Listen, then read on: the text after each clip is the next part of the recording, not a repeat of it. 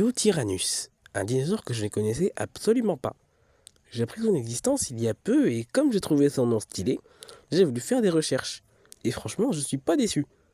Et vu que j'ai trouvé ça génial, j'ai pas voulu le garder pour moi. Donc découvrons ce magnifique spécimen. Donc, Eutyrannus est un genre fossile de dinosaures à plumes de la famille des Proceratosauridae et de la superfamille des Tyrannosauridae. Il a vécu au Crétacé inférieur et a été découvert dans la province du Liaoning. Excusez mon accent douteux. En Chine. La formation Dixian, franchement, pardonnez-moi, dans laquelle il a été trouvé, permet de lui attribuer l'âge d'environ 125 millions d'années.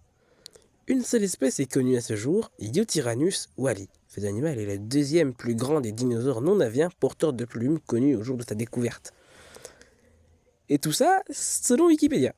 Désolé, j'ai pas vraiment plongé profond. Enfin bref. Son nom vient du mandarin yu, signifiant plume, wally, qui veut dire beau, et du latin tyrannus. En gros, son nom veut littéralement dire tyran à belle plume. Je trouve ce nom extrêmement élégant et plutôt cool. Ça me fait penser à un oiseau empereur qui règne sur son empire d'une main de fer et avec beaucoup de charisme. Il était très grand, 9 mètres de long quand même. Il pesait lourd aussi, 1,4 tonne environ chez les adultes. Mais sa caractéristique la plus intéressante était son plumage. Il fait partie des premiers tyrannosaures découverts et surtout l'un des premiers à porter des traces évidentes de plumage. Il devait en être recouvert comme un oiseau, mais avec des plumes moins esthétiques que chez ses cousins aviaires. Comme elle jouait un rôle de thermorégulation, elle devait être épaisse et douillette pour lui tenir chaud dans le froid du nord de la Chine. Du moins de ce qui est aujourd'hui la Chine.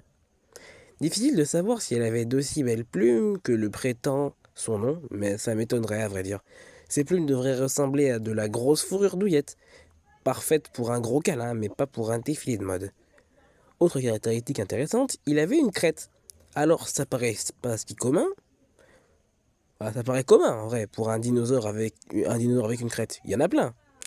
Mais lui, c'est un tyrannosaure. Il est de la même famille que le célèbre T-Rex. Les tyrannosaures, les crêtes, ils ont pas vraiment tous connu. Heureusement, son crâne se rapproche beaucoup de ses cousins tyrannosaures, mais bon, cette crête le rend unique en son genre. Bon, d'un autre côté, c'est pas non plus un tyrannosaure Pro Max.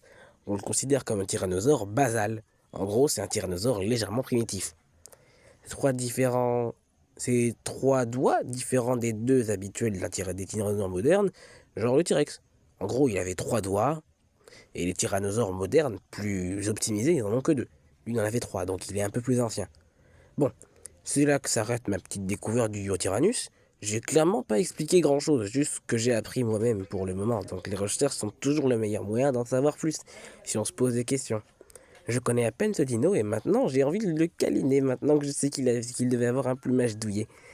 Mais mieux vaut éviter de faire des câlins à des carnivores de 9 mètres, juste au cas où.